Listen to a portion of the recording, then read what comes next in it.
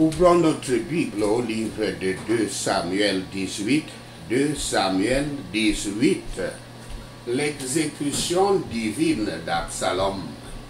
L'exécution divine d'Absalom.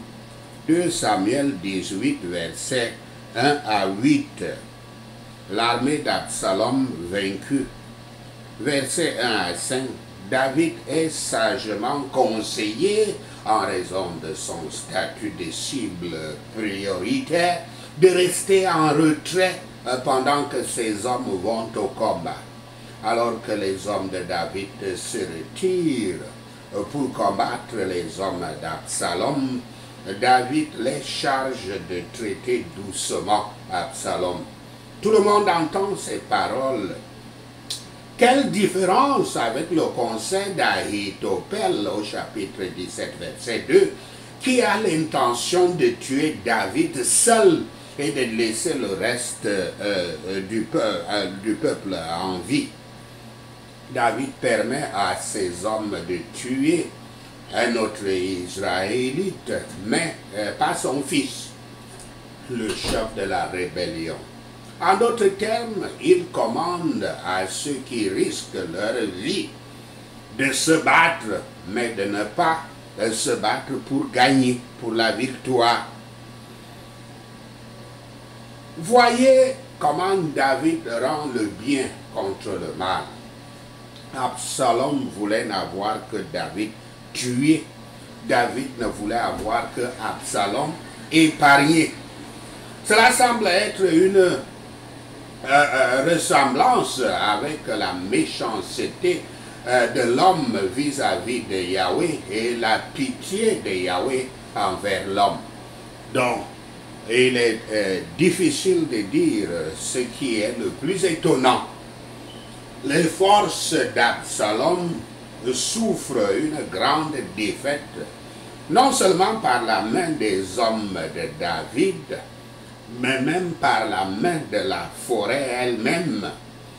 L'explication généralement donnée en est qu'ils avaient péri dans les fosses, les précipices et les marais de la forêt.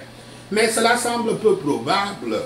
Plus probablement, cela signifie que, en raison de la nature du terrain, d'autres avaient été tués lors de la poursuite à travers la forêt que dans la bataille frontale normale.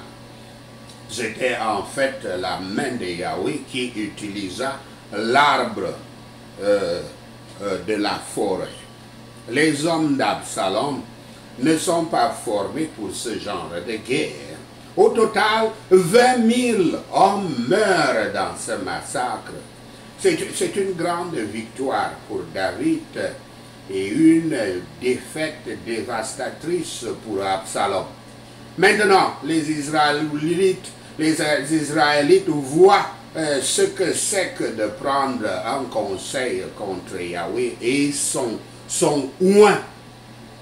L'Écriture dit, Psaume 2, verset 2, les rois de la terre se lèvent et les chefs s'unissent contre Yahweh et contre son oint. 2 Samuel 18, verset 8 à 18. Il n'y a pas de livre saint appelé David. 2 Samuel 18, verset 9 à 18. Absalom est exécuté par Joab et ses hommes. Versets 9 à 11. Nous ne savons pas si Absalom court pour sa vie ou non. Mais il semble être seul au moment où son mule court sous les branches d'un grand chêne. Et la tête d'Absalom, comme il avait des cheveux, une tignasse de cheveux, la tête est coincée dans les branches.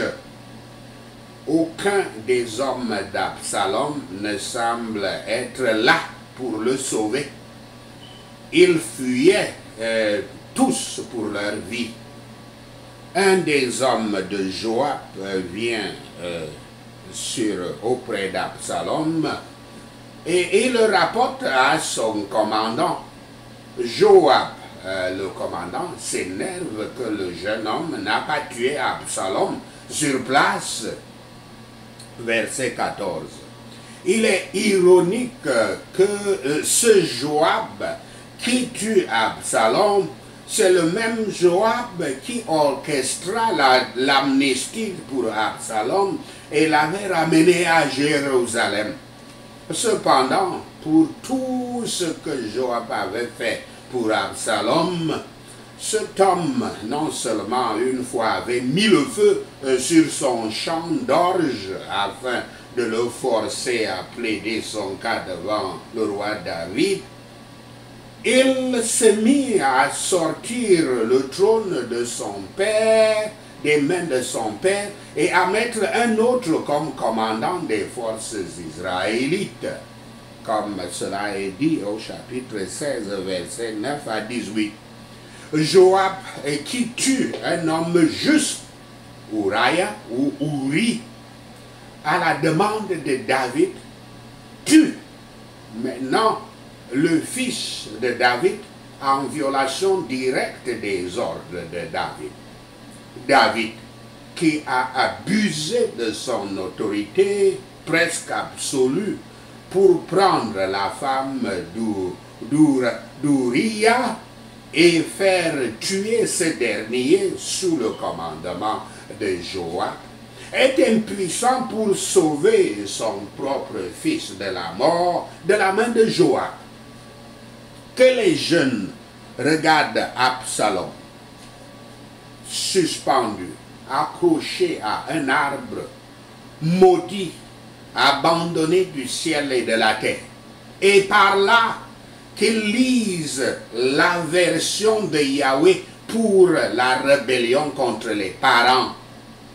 Rien ne peut préserver les hommes de la misère et du mépris, sauf la sagesse céleste et la grâce de Dieu. 2 Samuel 18, versets 19 à 33.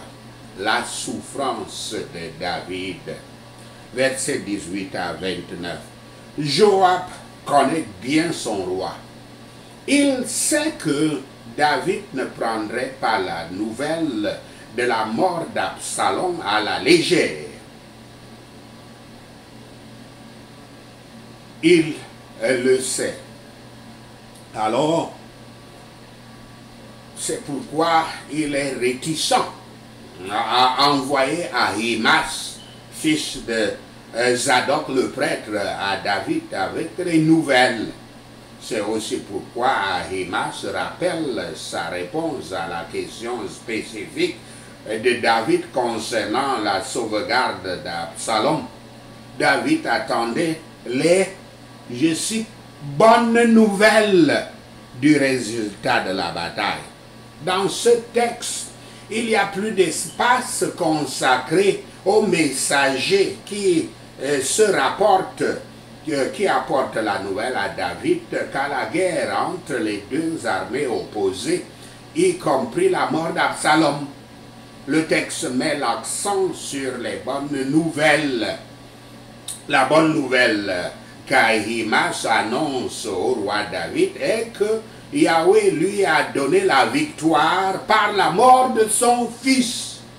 Mais cette nouvelle n'est pas bonne pour David. Il se rendit compte que le roi pourrait peut-être le tuer pour avoir apporté ce genre de nouvelles. En amenant David à remercier Dieu pour sa victoire, Ahimaas l'avait préparé pour la nouvelle de la mort de son fils.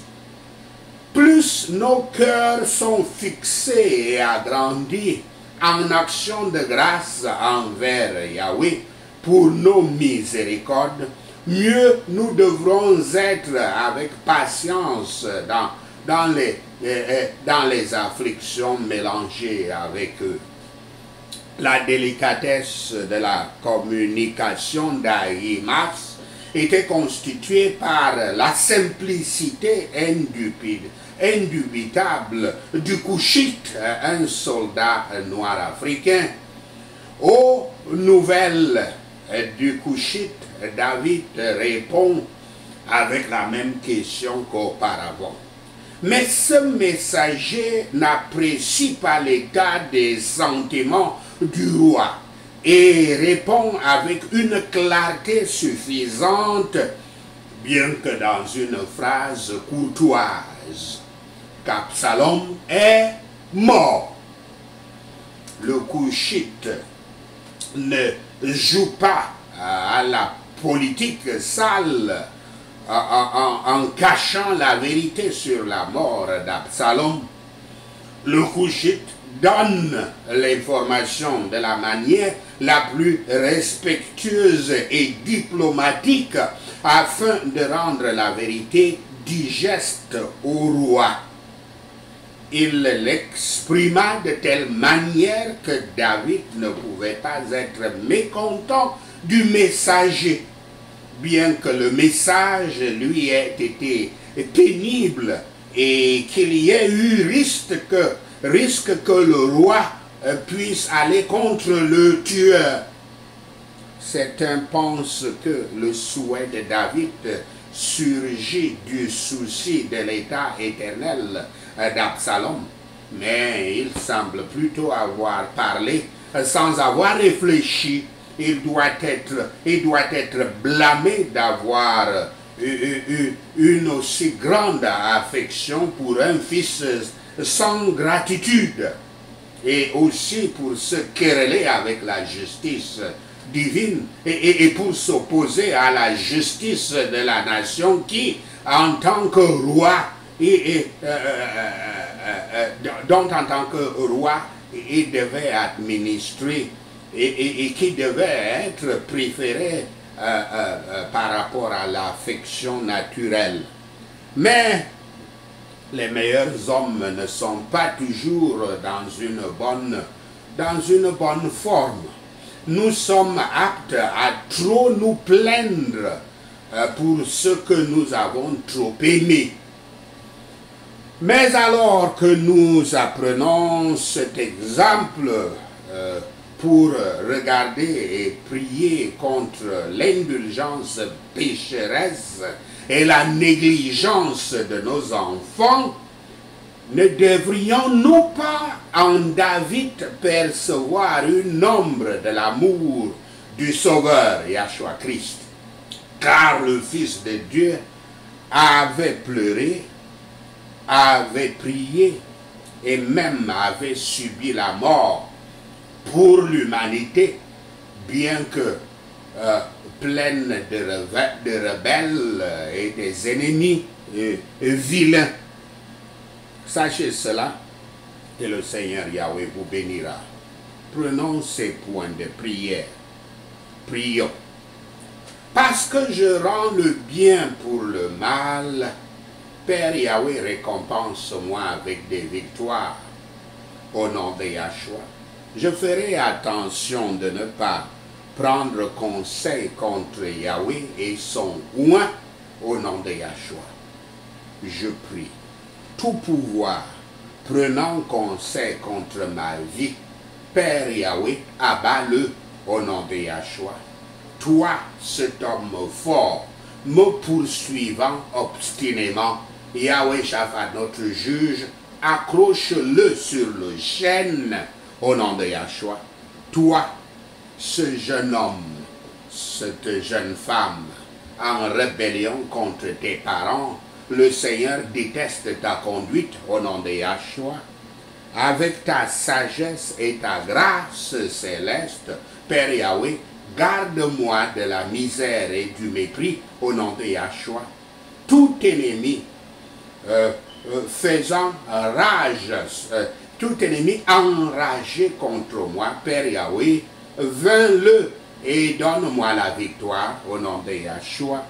Je serai prudent de ne jamais jouer à la politique, mais toujours dire la vérité doucement au nom de Yahshua. Je réparerai et élargirai mon cœur en remerciant Yahweh pour mes miséricordes, et je supporterai avec patience les afflictions irrelatives au nom de Yahshua. Je n'utiliserai pas mon affection naturelle pour me disputer avec la justice divine au nom de Yahshua. Je serai vigilant et prierai contre l'indulgence pécheresse et la négligence envers nos enfants au nom de Yahshua. Bien que faite de vilains rebelles et d'ennemis, je pleurerai, je prierai et même souffrirai pour l'humanité. Merci Seigneur, au nom de Yahshua le Messie, nous prions. Merci Seigneur Yahweh d'avoir entendu nos prières. Merci Père pour tes réponses à nos prières. Seigneur, nous te rendons gloire, nous te louons, nous t'adorons. Au nom de Yahshua le Messie, nous prions. Amen. Hallelujah.